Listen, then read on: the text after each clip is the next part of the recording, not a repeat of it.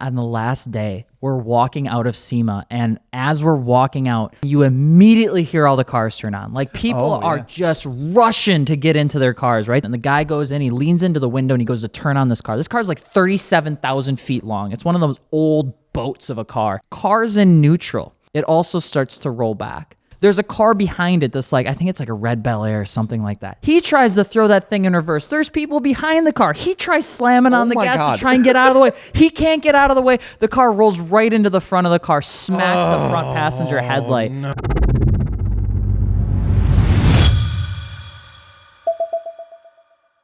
Welcome back to the MartiniWorks Podcast. I am back, and every single week the garage is getting colder and colder and colder, which is terrible. But hey, thank you guys so much for coming back, listening, tuning in, all that sort of good stuff. We got a couple things we're talking about today. First things first, Sema. We got to talk a little bit about Sema. Then what else are we talking about? What aren't we talking about today? My God, we're going to be talking about fishing, what we're going to eat for lunch, our favorite ramen. We're not talking about any of that. We're also going to be talking... You don't want to talk about ramen? I would love to talk about ramen. We're going to talk a little bit about... Our show. I don't know. What else is there? Black Friday stuff coming up? We got a little bit of Black Friday. So yeah, me and Gels discussed on the last podcast about Sema and Black Friday. Okay. Now you're here. You went to Sema and you went through it. Yeah. So we'll discuss a little bit about that, and then we'll talk a little bit about winter subs, because I know you have some stuff you're planning with the Z potentially, and then Gels is working on doing some stuff with his BMW. And I am on the fence if I want to drive the Supra again or store it this year, because I did the opposite. And then we'll be finishing up with some out of context. We're bringing that back. Heavily People requested. loved out of context, and heavily requested. They just love seeing me struggle. Yeah, and some breaking news. Watching Gels go from talking a lot to not saying a single word in out of context is an odd situation. But hey, if your name is Cody D, I know him. Daniel A, Blake M, Alexander. Wow, that's a really long last name, but we'll just say G. Zach R, Andrew E, or Clayton H. Thank you guys so much for the support. You picked something up from the MartiniWorks website, whether that be the new race hoodie, which everybody seems to love, or you actually picked up a set of wheels, set of tires. Yeah. You want to get a wheel and tire package. We can do that stuff too, which has been absolutely awesome. Every single day we can see one of those come through. It does support us a ton. So if you're looking to build your car, mod your car at MartiniWorks. If you need help, hit the chat bubble. You're talking to myself. If you're talking to Gels, we can help you out. And if we don't have it on the website, I promise we can get it. Yeah, I know Cody picked up some Continental Viking Contact 7s, aka winter setup. The best winter tires I've ever used personally. So let's jump into Sema. What do you guys want to know about it? As I spent a good amount of time there, and my ankles hurt. Yes, I got one question right away off the bat. Every year there's like a car of Sema, and it's just littered. I know a couple of years we went. Supra was one of them. Yeah. The GR86. The GR86 plagued it, and I mean in a good way. It's just like there's this one car that's usually trending, so every booth tries to get it. What was that car this year? So I would say the number one car of Sema 2023 was probably still the Nissan Z. Interesting. Okay. I was curious if it would be. So the reason why is I literally think, and I talked to TJ Hunt about this a little bit, and I tried to talk to Larry Chen, because obviously he covers like the whole show, and it's insane. And it's just, everybody brought the car last year, but nobody could buy the car. So they did all this promotion and all this new product, but none of it mattered because nobody could buy it. Right. So then they come to 2023 and they're like, wait a minute. Like 6 people have the car now. Hey, come back. Let's get your... So a lot of Z's came back for this year. I would say West Hall has a bunch of chemical brands and like some off-road stuff, but it's mostly like wraps and PPF and things like that. I saw a ton of Porsche, like a ton of Porsche 918s, a bunch of Porsche off-road one. Yeah, the Dakar. I saw a lot of like wrap companies come out and they just try to bring the wildest, most expensive car with a random blue wrap. Makes sense. The Porsche 918 seemed to be that car this year, for sure. Interesting. So, you think there will be a tide change of JDM cars being popular to Euro cars being popular? It was weird to see in the West Hall that like the JDM stuff was, and I use this term lightly, was like nowhere to be seen. It was almost all like BMW, Lamborghini, Ferrari, McLaren, like all European high-end stuff. I mean, I feel like when we went that time, like, you know, the Supra had like just come out, like the GR86s were just coming out. Like there was like a wave of new Japanese cars like hitting the market that everyone was really, really pumped about. not saying no one was pumped about the Z, but like you said, no one could get their hands on it. And like, it seems like that's the trend of any newer Japanese car coming out. Like you look at the new Type R too. Yeah. No one can really get their hands on it. So I'm wondering if it's like, that's kind of feeding into it as well, where it's like, oh, we know that they're not going to get their hands on it, or there just hasn't really been anything new in the Japanese car world to really. Did you see the GR Corolla at all? I'm surprised that wasn't a big player. So maybe it's just not. There's a lot of like outside. There was a lot of really like tuner stuff. The outside has been dominated by tuner cars. We saw like a twin motor case swapped 350Z. We saw that 8-in-1 crazy LS BRZ that was there last year. There was a couple Liberty Walk S15s that were out there. So the tuner stuff outside was still rampant. Heavily present. Yeah. But once you went inside, it seemed like it kind of started to dwindle a little bit. Central Hall though was a vibe. So I have a question for you. Yeah. Every year it seems like, so if you are someone who's not able to go to SEMA, right? And I wasn't able to go for a long time. Always saw the stuff posted about it online. And I would say that the stuff posted about it online is typically more on the negative side of things, pointing out, the Bluetooth drive shafts, the shitty welds, the wrap jobs, like this kind of stuff. I want to know, was it really that bad this year, or are people just blown out of proportion like normal? So I treat the outside of SEMA different than the inside of SEMA because it's like a trade show. So I even got shit, and probably rightfully so. Like I posted up about the Z being there, and I was really stoked. I asked people what they thought, and like one of the guys was like, "They let a base Z inside." I'm like, "You motherfucker, you got me." You bet they did. And it's like, well, yeah, they kind of did, because the point isn't like, it's not about the car, it's about the product on the car, you know. But outside is a free-for-all. I don't know how SEMA judges the cars. I think they do like a pretty basic scan, but it's not a car show. Like, no, SEMA's just looking at the car and be like, it looks modified. Yeah, bring her in. It's supposed to be like bring the best you got kind of thing to show off. But it's not a car show. Yeah. So it doesn't go through like a catfish policy, so to speak. So there was a couple cars there that I was like, maybe it was a 15-footer for sure. But yeah, it wasn't that bad. I think there was a G35 that I think got picked on. That crazy body kit one? Yeah. Yeah, that one got picked on. Oh, yeah. I seen some like, there's some like Challengers with like Lambo doors, and it was like a V6 and stuff like that. And people are like, why did they let this stuff show up? And it's because SEMA doesn't like determine that you need to have like the most exclusive version of a car to show it. So it needs to have modifications for it to be shown. Right. So what are, I guess, if that's the case, how do you end up with a car in SEMA? Like what? You should see like the process what we could get in, like specifically like try to get the most get the lawnmower, the basic car that we get, like the Jetta. What is Let's get the Jetta into SEMA. Next year, the Jetta's going to SEMA. Let's do it. So the car needs to be, I think, affiliated with a company that is at the show. So that's. So it's like SEMA just kind of lets those companies decide, like, yes, I want this car. I suppose because it's representing. So they buy a spot. Okay. So they buy a spot. So like Adro last year, right? Like they bought 6 outdoor spots or 4 outdoor spots. And they allocated those spots to different builds. And one of them was Lars's M2. Mm-hmm. So the person that's responsible for allocating the car is really the one doing all of the due diligence. And so every year, though, if you look at where that G35 was, and you guys know this too, every year there is a car or truck in that walkway that either gets a absolute shit ton of love on the internet or gets absolutely berated into the ground. And I remember this because like Button Built, I know nobody talks about those people anymore because they had an issue, but Button Built had like this super sick car trailer like rig with a slammed Ferrari. I think it was like a 308 on it with a huge wing and this, that.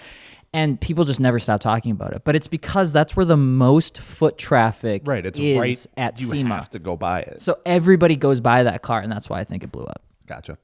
Cool. Yeah, I just wanted to know because, like I said, obviously the internet, it's weird that they blow stuff out of proportion like that. That's crazy. I've never seen them do that before. But yeah, no, I thought it would have been cool to talk about from someone who was actually there, went to it, has been going for multiple years.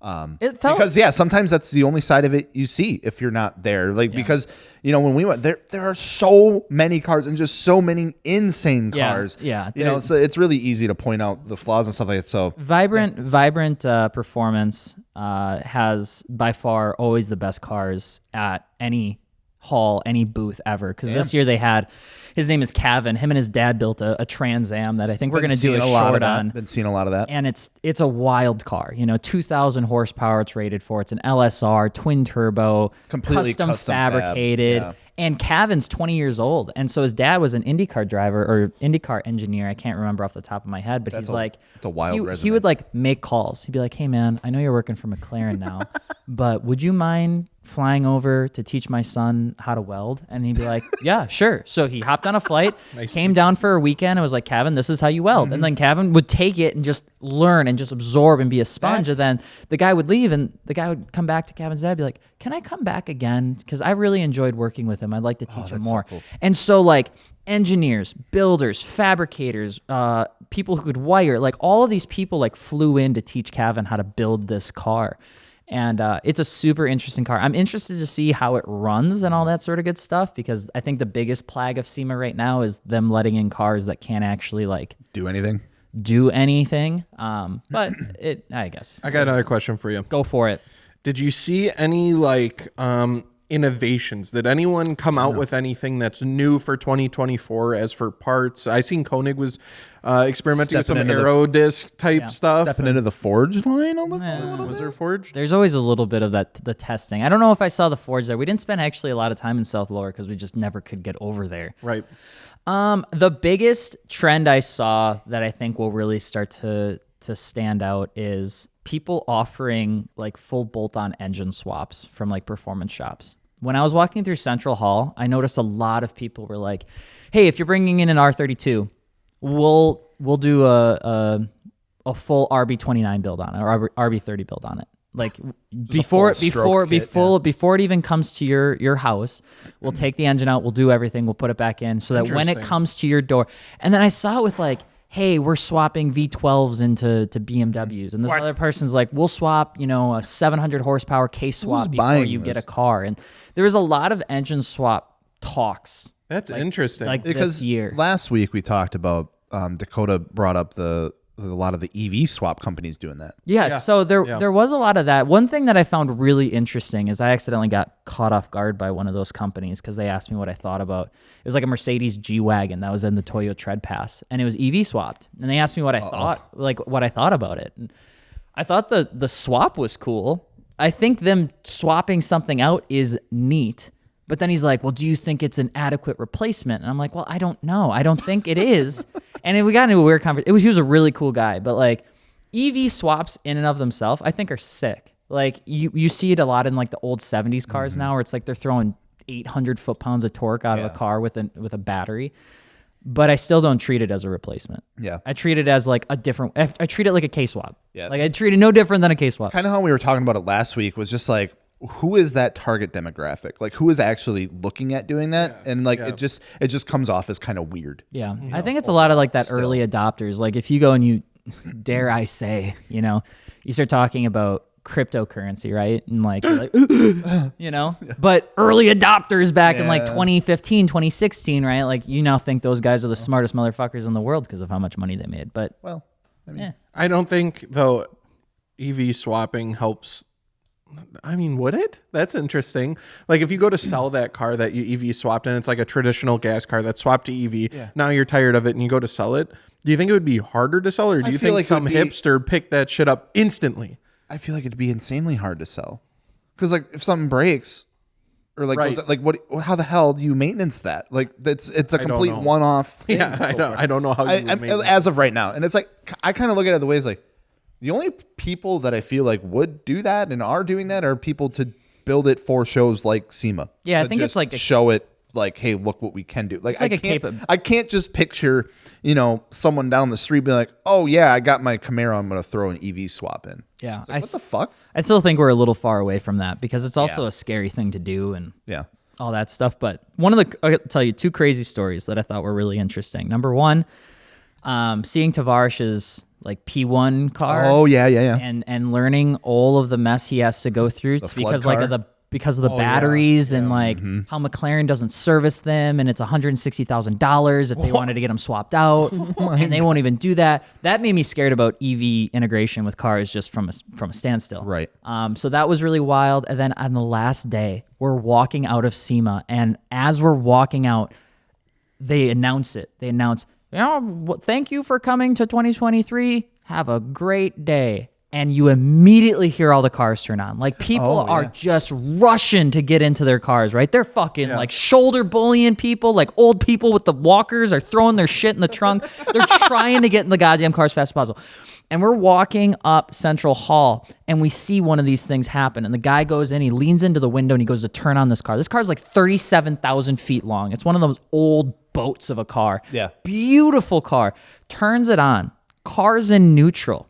Car turns on, shakes alive. As it shakes alive, it also starts to roll back. It starts rolling back slowly. Their solution was to just try to stop it with This their like hands. 50,000 pound. This car weighs like 3 tons. It starts rolling back more and more and more. There's a car behind it that's like, I think it's like a red Bel Air or something like that. Sees it. He turns on his car. He tries to throw that thing in reverse. There's people behind the car. He tries slamming on the gas to try and get out of the way. He can't get out of the way. The car rolls right into the front of the car, smacks the front passenger headlight. No. And it all happened within like 20 seconds. Everybody comes rushing over there, right? And obviously, like, the booth guys are just trying to figure out what the hell happened. Mm-hmm. And it sucks because where the damage was on that other car was Bel Air, right in a creased point of like the body panels. So all of it's going to have to be redone. She's dickered. That was wild. I was like, That sucks so much. well, yeah, because I had no idea that's how I was like, usually you sit in your car, you wait for somebody to come, usher you out almost. And like, They essentially just incited like a mass panic. yeah, within 20 Like thousands of people with really expensive cars in a very tight area. yeah, I'm like, surprised I wasn't a little more organized. yeah, within 20 seconds, I had a Ford GT almost take out my right knee trying to get out of You could have Central retired if you Hall. let that happen, brother. Yeah, what the hell's You wrong? could have retired. I want my knee. should have stood your ground. Screw it.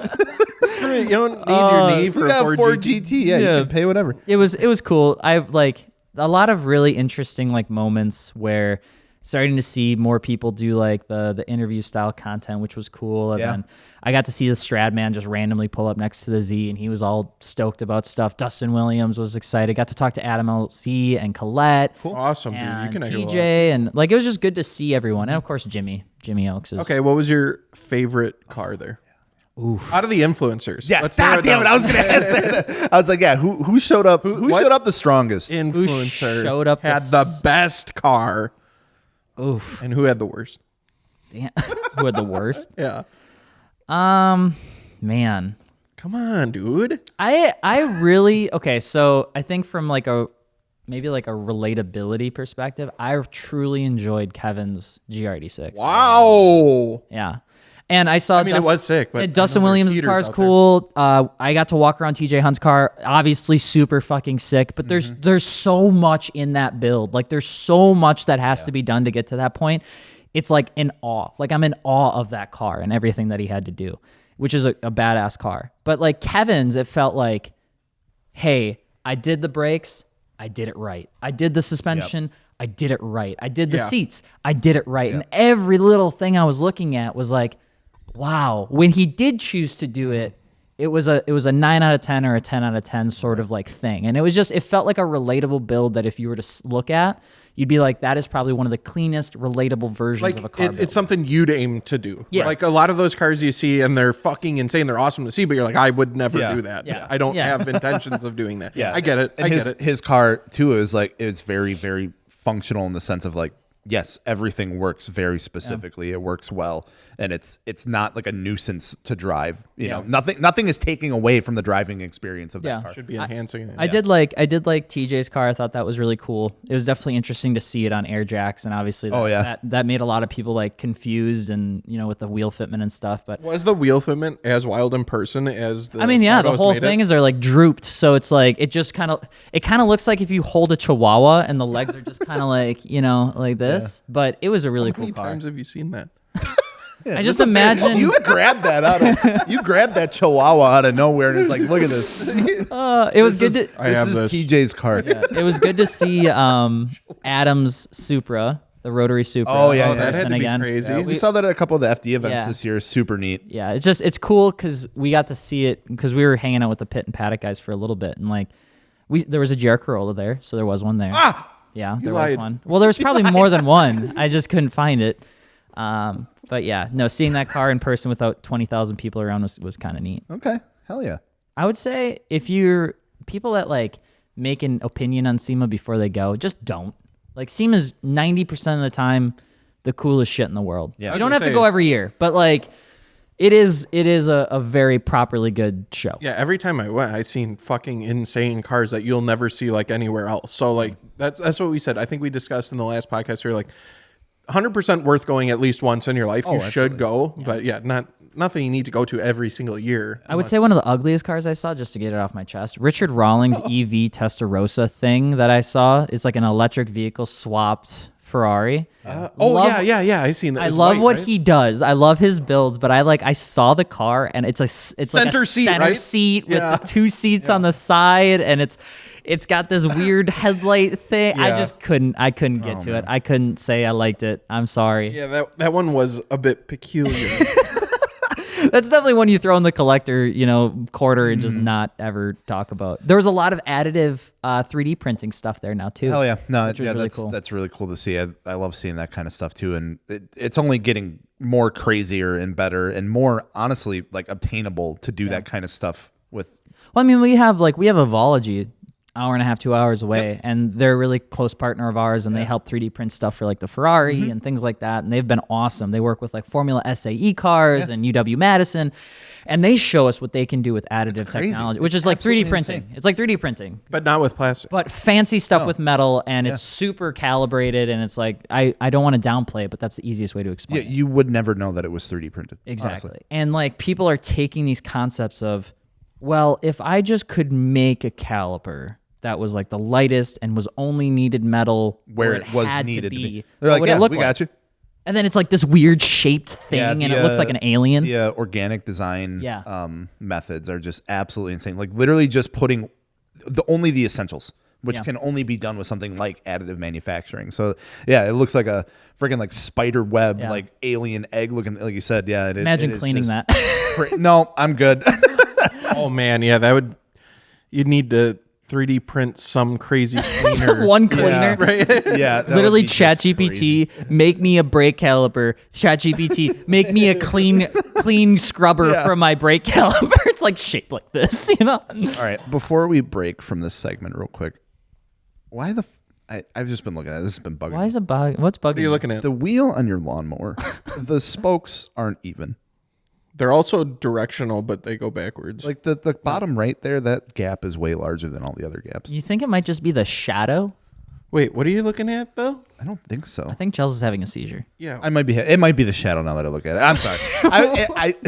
You've looked at that 12 times since we started this first segment, and it's nuts. Which, by the way, we do want to let you guys know that we do have Black Friday sales and specials coming up. We just have no fucking budget to tell anybody about it with ads. So here's what we're going to do instead.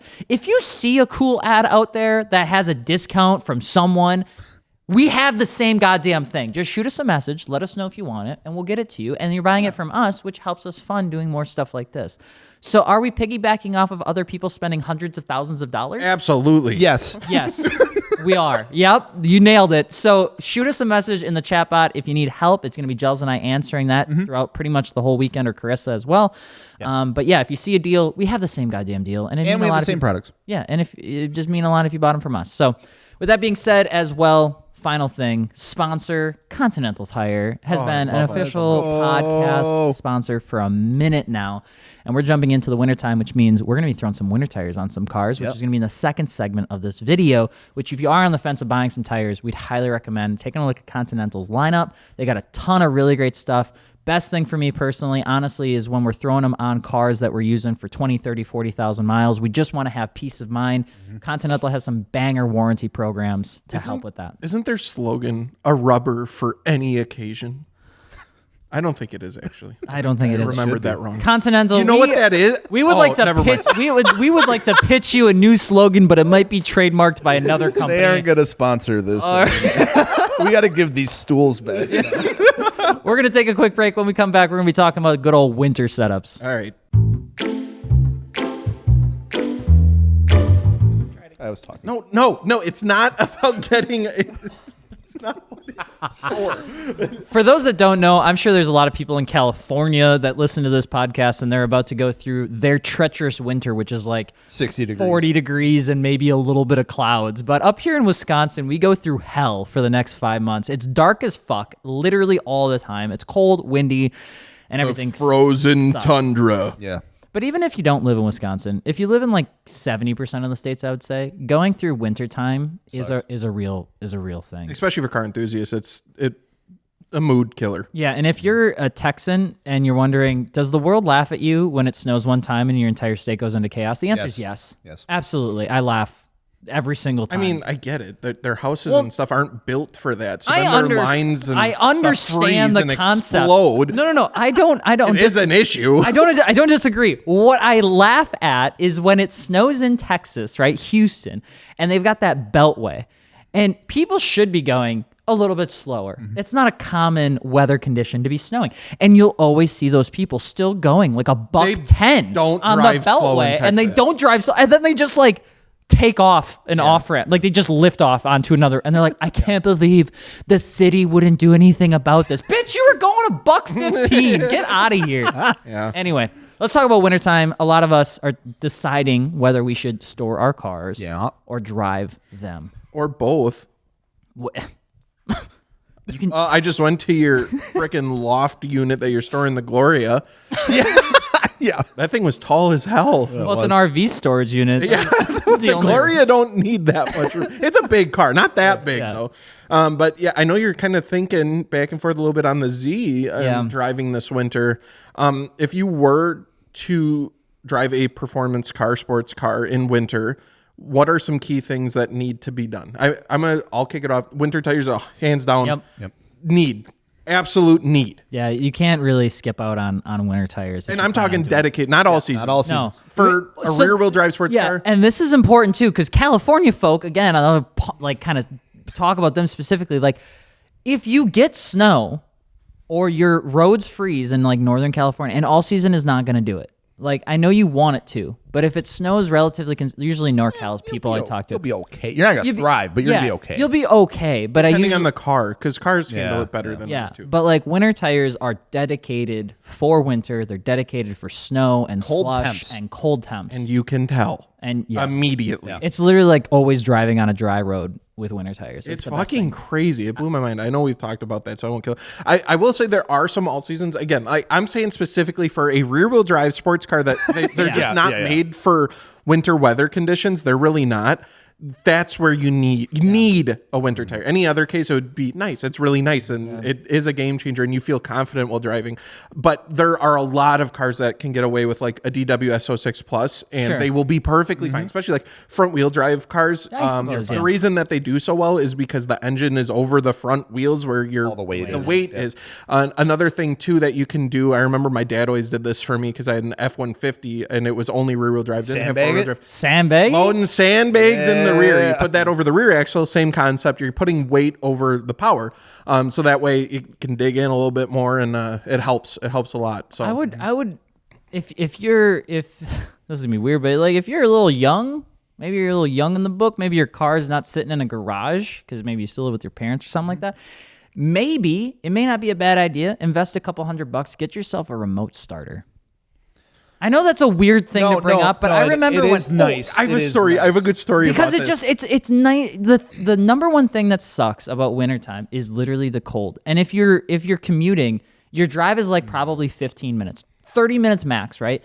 And if you got a shitty car and the heater takes 20 minutes to warm up, that entire drive just blows. And if you can just do a remote start, it's awesome. All right. Now my word of caution story about remote start. I agree. It can be nice as hell. Not that my cars have it, but my buddy Neff came over, and it was one of those frozen tundra days. It was like one of those ridiculously like wake up, it's negative 15 days, and he spent the night, and he used his remote start. He had it on his truck, and it ran for a little bit and it killed just because it was so freaking cold. Yeah. So he did it again. Luckily, it was all good. And he let it run for, I don't know, half an hour probably just to really warm because it was so damn cold. And then he's like, all right, I'm going to head out. Did the old Wisconsin goodbye. It took like an hour to say goodbye. Of course. Goes outside. Truck is beautifully warm on the inside, doing exactly what it needs to. Opens the back door. That cold air met that hot air, shattered his rear window immediately. It just blew up. Poof!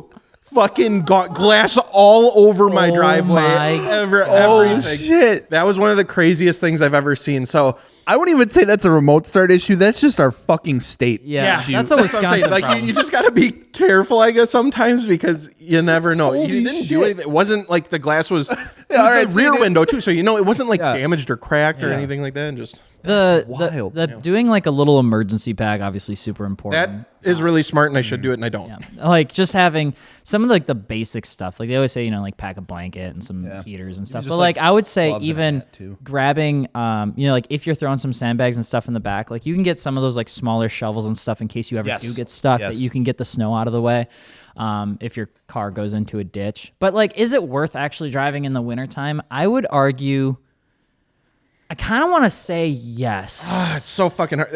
I kind of want to say yes. There's a lot of things that go into determining if it's worth it. If you don't plan on keeping this car your entire life, yes. If you plan on keeping it for a long time where you can see the effects of rust, oxidization. There you go. You got it. We'll just say rust. Okay. Thank you. Corrosion. Yeah, corrosion. Perfect. Man, if I could just talk today. Suck. If you're not going to see that happen, why not? You've heard this before. Why are you keeping it nice for the next guy? Yeah. Because I did get the opportunity last year to drive the Supra in winter, and I got to say it was one of the funnest fucking times I ever had. It's a great experience. It is so fucking cool. And I remember Sean Berger specifically. I was so against rear-wheel drive cars in the winter. I was like, you're going to die. Why the hell would you even do it? Like he had his Mustang GT. I was like, that's what you picked up. He specifically bought that for a winter vehicle. He bought some really cheap winter tires, threw them on there, and took me for a ride. And I was like, okay, I kind of get this. Then I did it, and I'm like, I fully understand and support this motion. However, there is those times where it's like, I'm swapping over the wheels and stuff to go down to Tennessee in the summer, and I'm starting to realize a little bit of corrosion on my coilovers. And is it worth it then? That's when I start questioning everything. Like I am trying to really like put the cost on it though. Like let's say I take the Z, right? And we lift it, we throw some Continental tires on it, maybe throw some 1552s on that bad boy, and we turn it into like a little like winter vehicle. And you do it for the whole winter. Okay. And then I go and I sell it in the springtime. Like, do you think anybody's gonna be like, well, it was driven in the wintertime, so I'm only gonna offer you for $5,000 less? Like, I don't think I've ever had that discussion. I would. Yeah, I don't think people will really care. I mean, they're going to assume, like, if they didn't see you or your content, they're going to assume it wasn't driven in winter because people don't typically do that. Yeah. So I don't think they would really care if people seen the content. Then I could see them kind of badgering you about it. Like, oh, you drove this through the winter. I can go get one from Texas. Or I can get one from anywhere because no one else drove it in winter. I'm just saying, like, if I had the option or opportunity to get one that wasn't, I would probably rather go with that. I went to Texas to get my Supra. Yeah. And it was beautiful. I was like, I know this car hasn't seen fucking salt. I know it hasn't. And that's the thing, too. It's not the gosh darn snow.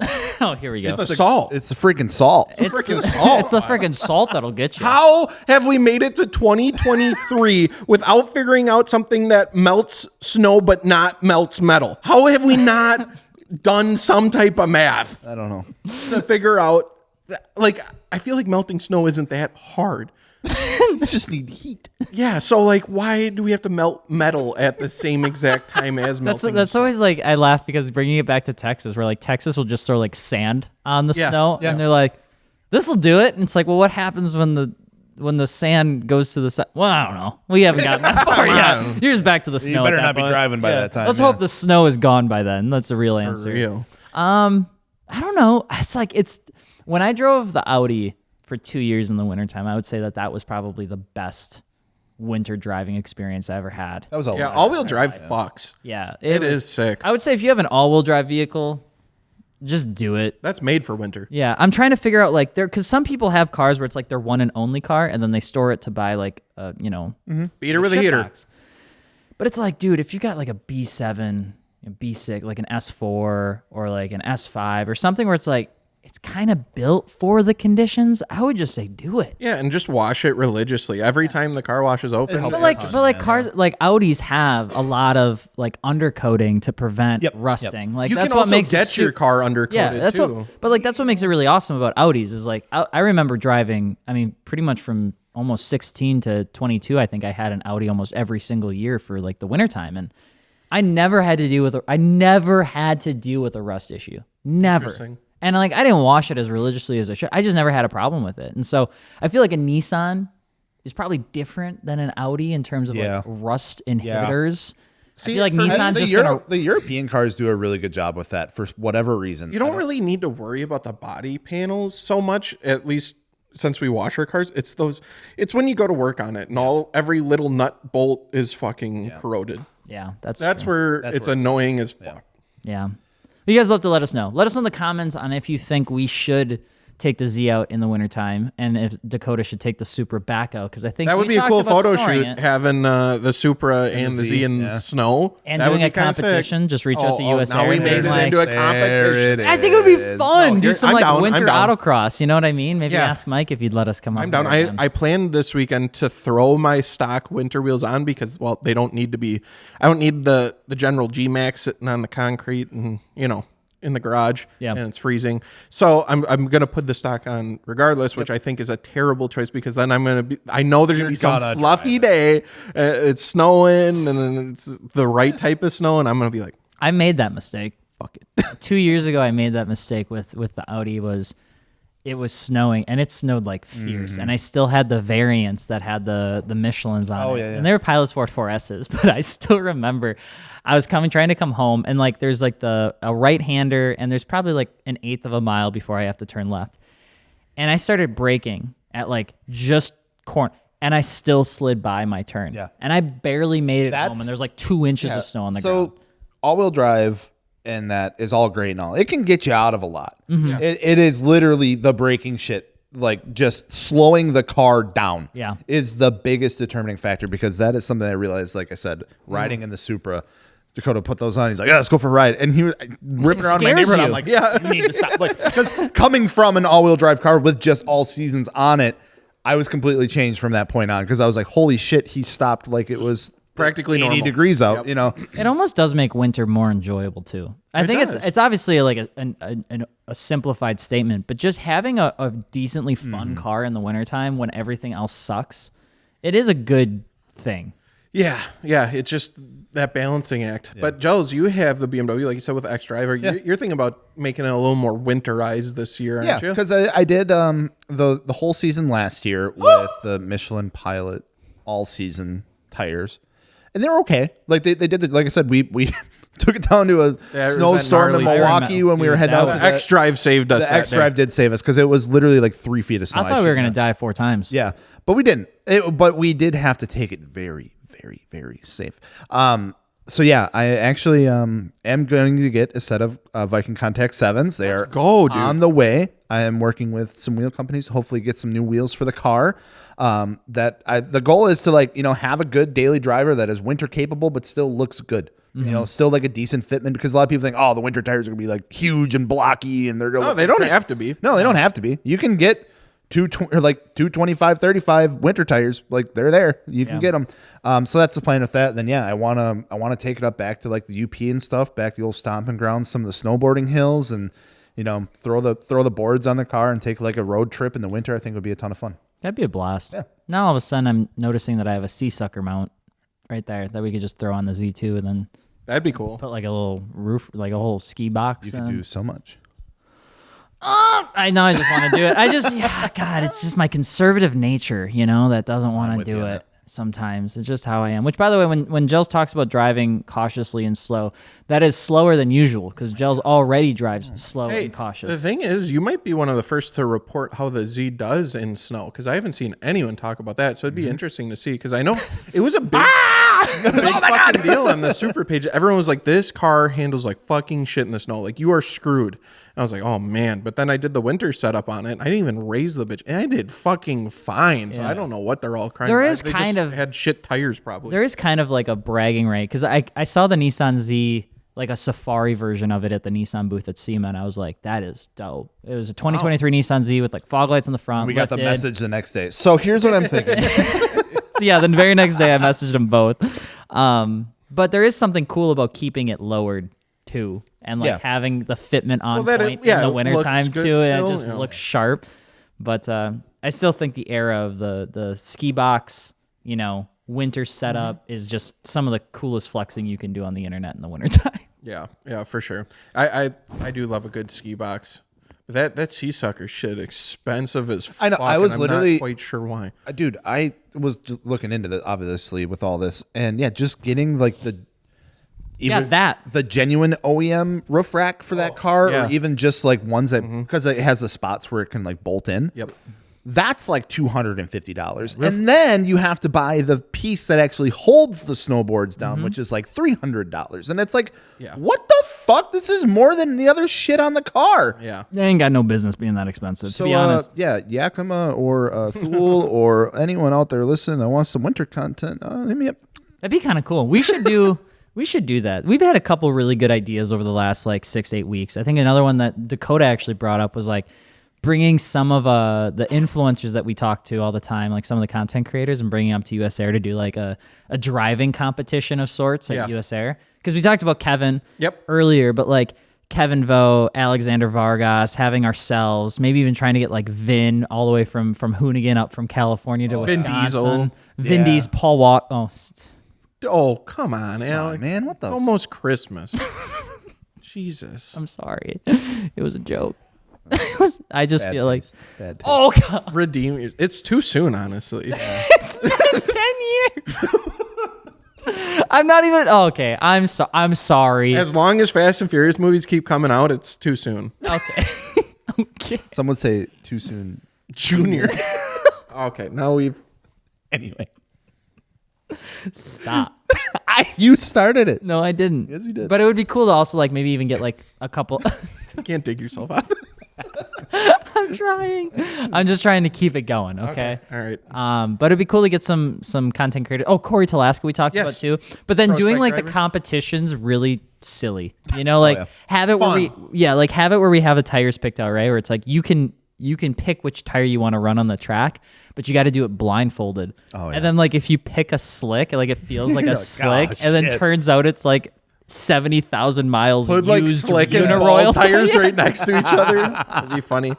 And like Corey Talaska be like, yeah, I'll take this one. And it's like, oh well, congratulations. I'll never forget when we brought Johan up here back in the day, and we did all those competitions with him, and we did the fastest lap in reverse, and he thought it was the most fun shit. Dude, he was having a ball. We also did who could eat the most tacos while he was driving. While a professional race car driver was driving. I almost choked to death. I think everyone that did it almost choked to death. That was peak interactive content. Yeah, I love that. If you don't know who Johan is, by the way, he is a race car driver, but he also holds the world record for longest drift, and it's like 8 hours or something. Yeah, they had to like refuel multiple times while drifting. Insane. I think we should get Johan. Dude, he'd be down. He had so much fun. Yeah, Johan, Corey Talaska, like Kevin, Colette, and like Vin, and be like, all right, guys.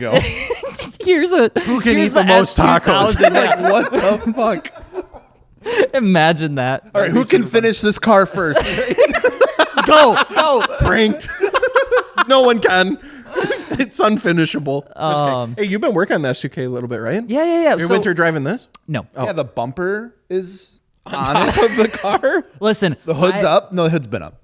I've had a lot of really great progress talking to APR about the kit. Okay. So shout out to Chris for helping me out. I've been shooting him messages on like, hey, I'm really just starting to crack into this. I'm going to get it all done. I'm going to get it all done and like then send a Ray to put the finishing touches on just because there's some broken stuff that I want to get fixed. But I want to package all the videos together and then release it once it's all kind of done. Because everybody loves the build. I just feel terrible because I'll drop a video on it and then I don't talk about it for 3 months. I totally understand. When it's done, is going to be one of your best cars. Mark my words. Like this thing will be insane when it's done. It just has farther to go than any car you have, which is saying a lot because the Ferrari is.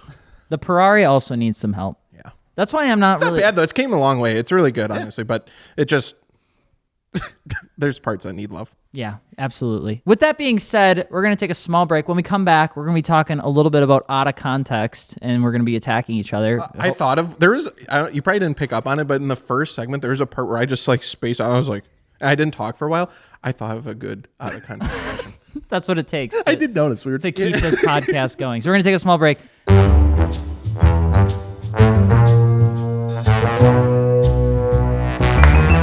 Dude, yes. That was a 9. Okay. All right, so we're back with Out of Context. Dakota literally went into an alternate dimension in the first segment. If you're watching the video, go run it back. You'll see it. You'll see him think about this very question. You can literally see my brain just turning. Yeah, we listened to you guys. I see a bunch of comments. I was like, yo, bring back Out of Context. You don't got to do it every episode, but give us a... You guys enjoyed it. We enjoy it. I love it. All right, so I got one. All right, would you rather here? Every single time you go to drive your car, have a DMV instructor in the passenger seat with you, and they critique you every single time. The driving test is scored, and they go through it with you every single time. Or every single time you go anywhere, I'm talking like stores, restaurants, whatever, that you deal with an employee and you have to communicate with them, you have to explain what stance is.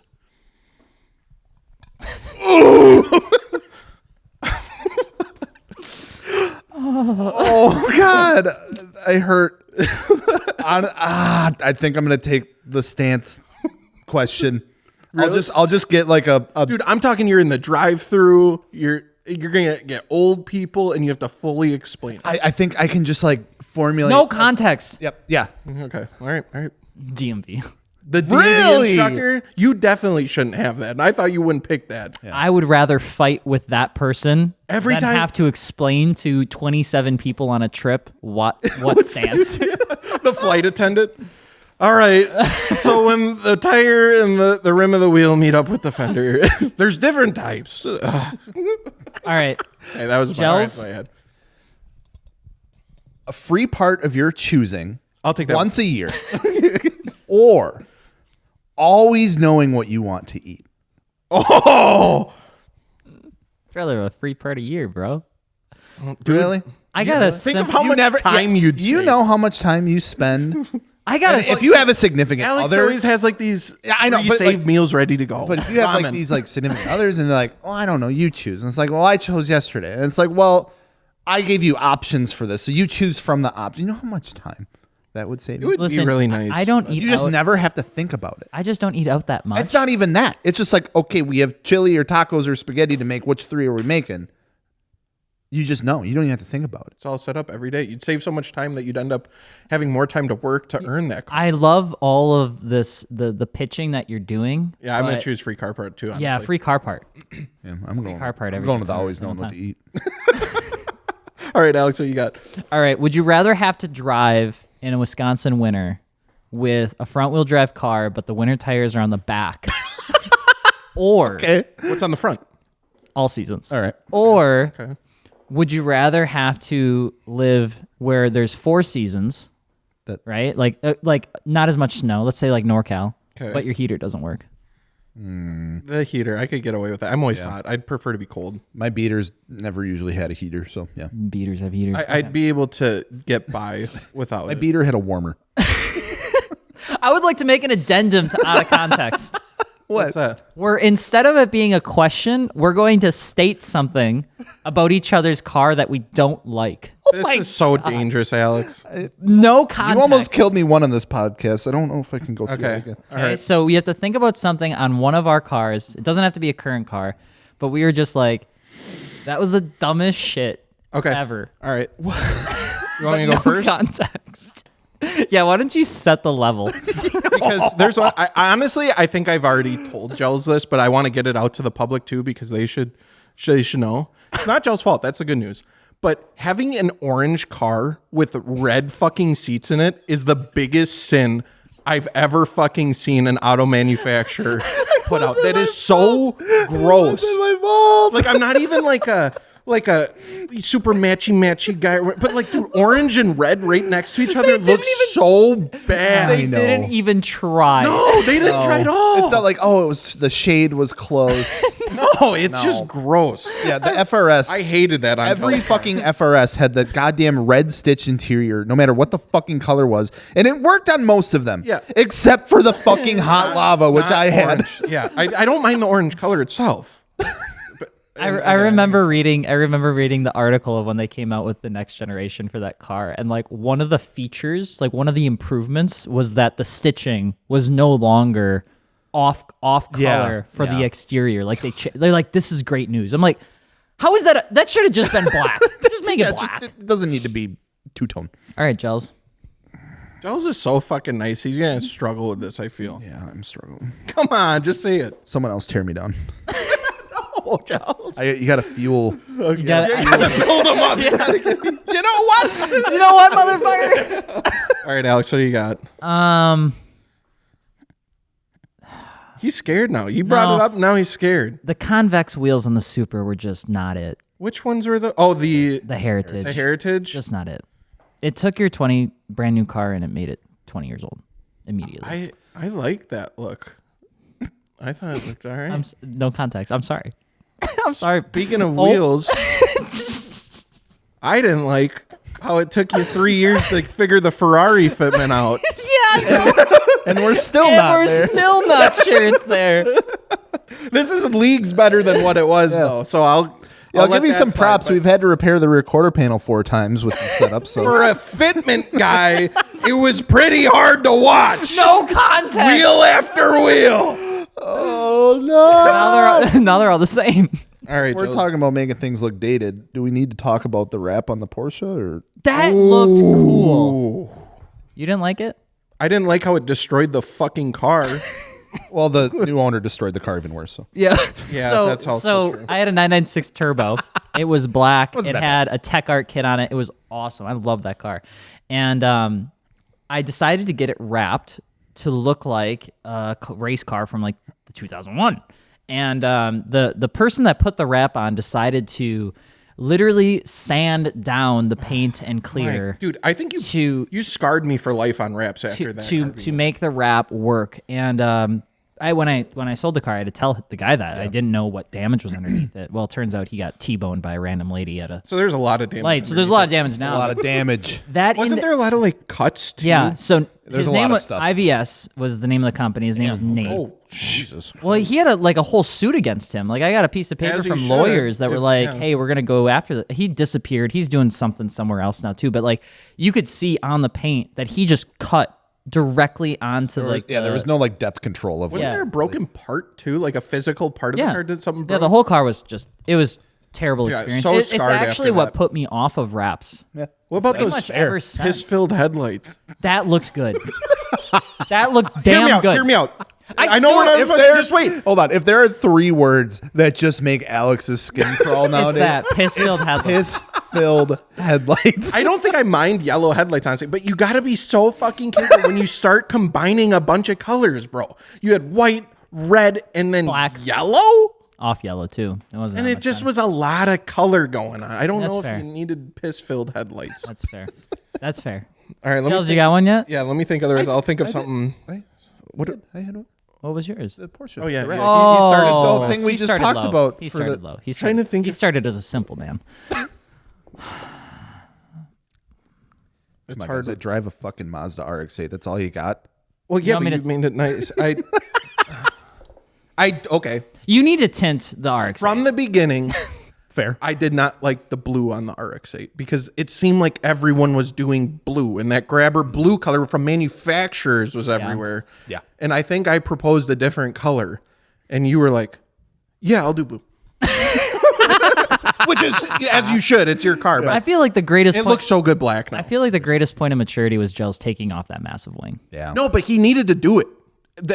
Everything that was done needed to be done because he never did it before. I'm so happy that car went through that stage. Learned a lot from that Because car. it needed to be done. It needed to be done. So everybody has that car, right? So for me, my car that I learned what to do and what not to do was my Datsun, the 280Z that I had.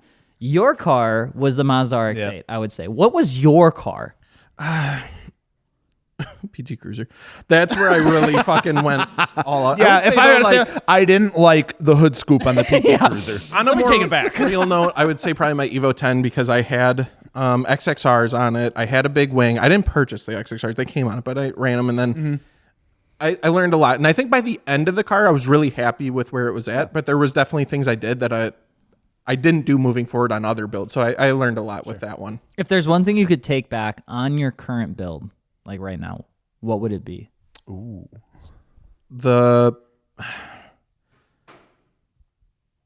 It's tough. It's really hard. Maybe not bottoming out coming back from Tennessee and destroying my rear spats and blowing them off into the oblivion hills. Gels? Man, it's tough. It's either the air or the wide body. Yeah. Oh, I have one. I fucked up. I think probably the wide. You have to wait your We turn talked out. about this a lot, but the reason we did the wide body was because of like a rust issue. We could cut it out, and it was like that was the best solution. But yeah, I just find myself wanting a stock body RX-8 more and more. The grass is always greener. Yeah, you have a stock body, the wide bodies look good. You have a wide body, the stock bodies look good. Not mad that I did it, but like I still really want a stock body RX-8. Yeah. I would say... Yeah, what do you got? What would you take back? The air suspension in the 430 has been a finicky... Dude, for real. You don't say. I'm a big air suspension advocate, but this car needs to be on coilovers. I'm so sick of you having air on that thing. It's tough because there's just... And obviously, like, Airlift sent me a bunch of stuff to swap it over. Yeah. So we're gonna try that. Which I think will help a lot. We're going to... It's not like an actual mechanical issue with any... Well, in a sense, it's more like electromechanical. Like the fucking... management in there is just a nightmare. Yeah, it's all dying, and there's no support for it anymore because AccuAir went bye-bye. But we'll getting that figured out. It's cool to have it aired out, but yeah, it's neat. It looks great. The problem is, so hear me out. The problem is if we go to coilovers, I'm gonna be like, you know what would be really cool? Different wheels. That's fine. I'm for that. Okay. Go for that. Well, which ones do we want to choose from back here? Do we want to grab the BBS wheels? Do we want to throw the Inovias back on? Do we want to, we got options. A dream of mine is to one day put on a street car. I would love to do a center lock conversion. That'd be neat. Jesus Christ. I know. It's a big dream. Okay. But I think it'd be sick. It would be dope to have that. But that's just my gotta be better than lug bolts. Gotta be. It's gotta be better. I worked on the BMW the other day. Yeah. I just wanted to take a peek at some things and realized my hatred for lug bolts. Dude. Yeah, it's awful. I gotta I recently got new wheels for the Jetta, and they're multi-lug, which that's its own thing. It has a cover so you don't see them, which I'm okay, whatever. Multi-lug. But multi-lug. Here it is. Plus a spacer that I had to add to clear the strut. Plus lug bolts. Do you know how hard? Oh, also the spacer is multi-lug. Yep. And so not hub centric, I assume. And not hub centric. So lining up the multi-lug holes. Holy fuck! Your wheel touches the spacer and it shifts just a little bit. So then you can't get the fucking bolt through. And I'm balancing. It is. How long did it take you to install the wheels on that? I don't even want to fucking say. It was embarrassing. Oh my God, dude. I need to convert it to studs. I need to do the conversion. Oh, man. There's no reason that I shouldn't so do the conversion. horrible. That is one of my automotive regrets. The other one is when I was installing my Street Hunter wing, Sean Berger was helping me drill it in, which is fantastic. Thank you, Sean. But he said, yo, you should really try it yourself and do it. And I'm like, you're right. It's just scary drilling into your brand new fucking car. So I did it. The first one I do, I fucking drilled too far and I went right into the hatch part of it. So luckily it's where the water is supposed to collect. It's a plastic tray and I just fucking went straight through it. And now I got a big old hole. I remember that because where you were doing it, we were all working in that vicinity. You're like, oh my fucking God. Yeah. Just it is replaceable. I can replace it. And it doesn't really affect anything. So I will. And it's cheap. It's just a plastic piece. But man, it was just the principle of I did one. I fucked it all up. Sean, please help me again. God. It's because I don't have patience. I'm just like, he's like starting off slowly. So I did learn this though, because I've been a little afraid of cutting into things pretty much my entire life. Oh yeah, because it's just not a thing you can. Doesn't feel natural. You can't press Control Z or whatever. But I was talking to TJ Hunt on his M3. Okay. And M4. Or M4 GT3. Yep. And he was talking about he was kind of going into like the rear fender, and he's like, yeah, and I accidentally cut too much here. We had to weld the whole thing like pretty much back on. And he's talking about how he would cut too far and then pretty much had to go back. Happens and I was to like, everyone. Okay, it happens to everybody then. Okay, thank God. The difference is having a team of 15 people to weld it all back together and get it all pretty. And a I good don't budget. have that. Yeah. I got a Harbor Freight welder and just a dream. I don't have a welder. I don't know how to weld. Academy. Dude, that's one of my biggest regrets is not taking like metals class in high school and learning how to weld. Why didn't I do that? See, I took like the intro class and I retained none of it. So that's also a problem. I don't understand what's so hard about it. Just buy the thing and just start going at it. Yeah, I mean that's literally. Have you done that? Literally all it is. It's just I've never seen you weld, Alex. Well, yeah, I mean that's because I don't want to. Last but not least, we got a couple minutes left. Okay. There's been some news. I wanted to get your guys' thoughts. I'm kind of going to throw this at you. Okay. And if you guys are here, if you shared the last video or 2 weeks ago, thank you so much. Yes. The support was huge. Holy fuck! If you made it this far again, thank you. That was so cool to see that you guys are listening to the whole thing. But I shared as many as I possibly could. Yeah, there was I tried so my many. best. There's still some Holy rolling. cow! So love it. We've got less than 7 minutes left. Biggest news that hit the airwaves was the Hoonigan name change. Oh yeah, that was interesting. Yeah. I mean, it's not like that interesting. It was just like a weird place. If you didn't know, Wheel Pros, they acquired Hoonigan. They own 2021 like 1 million products. They're a bunch of different. They own a bunch of different wheel brands like Rotiform and what else? A bunch of Motegi truck American wheel Ford, brands too. Yeah. They bought Hoonigan, so they own just like a portion of the industry. It feels like, and then they're like, we don't want to be Wheel Pros no more because we bought cooler company with cooler name, so we're just going to call it all Hoonigan.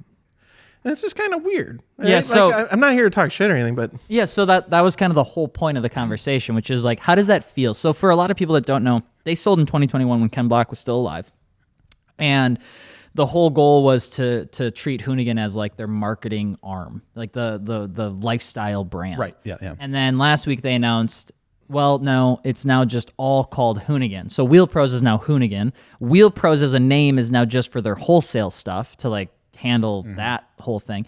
But now Hoonigan changed its website essentially to be like a corporate website. Now it's talking about all the brands, and then the history of Hoonigan is now the history of Wheel Pros, and the history of Wheel Pros is now the history of Hoonigan. So now it talks about, instead of Hoonigan being founded, essentially like when it was, it's Randy White started it in 1996 or something like that. Yep. So I just wanted to get your guys' like, as an automotive enthusiast, do you think people care about that? I don't think people people do care. The masses don't care. And I think from a business standpoint, like I get why they did it, but also it's just like this returning theme of big corporation taking over the industry. And I don't even want to be that guy either that like complains about that. But it's just like Hoonigan, I think, was a very special brand to a lot of people. And a lot of people really remember watching it and what it stood for. And now it just feels like it doesn't stand for that anymore. And it's because it's sales so big. Plug. I think you do reach that point where you hit a certain size, right? And things happen, like you buy or you sell parts of it and you grow into this bigger thing and you move into other like areas of stuff that, it from a person outside looking in, it's like, holy shit, what's going on over there? Like what is this becoming kind of thing? And it's like you kind of just fall off the wagon a little bit, which I think is just the cycle of pretty much everything out there. And like Dakota said, from a business point of view, it makes 100% sense, but you got to look at the brand integrity of it. The brand side, I don't know if it makes 100% sense. The brand, it always felt a little weird because obviously we've got some homies over at Hoonigan, and we also have some homies over at Wheel Pros. Like we know, like I know some of the people that work there, and so I always try to be a little careful with this. But I did have a talk with one of the individuals over at Wheel Pros where we talked about it just a little bit, which is, people invested a lot of love into Hoonigan, right? And to just change its proverbial history may not have been the bestest decision. Yeah. Makes sense from a business, but how they're going to navigate that conversation in front of like the millions of people that they have is going to be a whole different battle. The thing is, if you are taking a name like Hoonigan and everything that they have built, that they have stood for, that the people have followed for a long fucking time, you have a sense of responsibility to not fuck that up. Yeah. I think that's the biggest thing. Which was always, that's what made it so weird, right? Because then they made the post. A lot of people obviously not very happy about it. But then, following that directly after was Leah Block, doing a bunch of drifting in the Hoonicorn at Sema. And it's like, okay, is that what they're going to be? Or are they doing that to cover up the announcement of wheel? So it's like you start getting this double-edged sword. I really hope they don't mess it up because Hoonigan's such a cool I feel like they brand. understand, they understand what the Hoonigan weight is of it. and what it needs to be and what it's going to continue to do. It's just like it makes it feel so much more corporate now, like it's because now there's big business just behind it, and it's I don't know. I feel like there's gonna be less of that. Like Hoonigan gave off like that fuck you mentality in the best possible way of like, we're going to break the industry and we're going to do whatever we want. And it's going to be badass. Like, that's how I've always thought of Hoonigan. And now I think of Hoonigan as a retailer. Yeah. It'll be interesting to see. Like, it's not any like poor talk, but it is something to talk about because it's big. you're gonna hear probably us get a little bit more vocal, not really in a bad way, but just talking about like this industry and how it seems to be ran by the big guys. It's all huge companies now, like between 3M, Wheel Pros, and like a couple other tire, distributors. Like they own 80%, 85% of the entire market share for like aftermarket car parts. It's like 4 companies. It's the same thing as like Disney. When you start looking at Disney, you're like, holy shit. It drives me nuts. Yeah. People on the internet always talk shit about like certain brands and they don't even realize they're just all under the same fucking umbrella and they're all the same company. They're like, dude, no, rotiforms are shit. Niche wheels though, dude, those that wheel is sick. And it's like, oh, okay, sounds good. It's just one of those things. It'd be interesting. You guys let us know your thoughts on it. Obviously, it's like this continued thing, big money in the automotive industry these days. And I don't think it's slowing down. So no, if anything, we're seeing more of it. So let us know. We appreciate you guys watching the podcast or listening in. If you guys haven't had a chance yet to subscribe or at least check out MartiniWorks, please do so. If you're looking to buy parts, you can mod your car at MartiniWorks. And last but not least, we are riding the coattails of those industry giants, spending millions upon millions of dollars on the upcoming Black Friday, Cyber Monday thing. So if you see a deal from them and you want to buy it from 3 dudes that just love cars, let us know. You can shoot us a message over at MartiniWorks in the chat bot, and we will get you taken care of. We got the same deals. Anything else? I'm good. Dakota? I'm hungry. Let's go have some tacos. We'll see you guys later. See ya.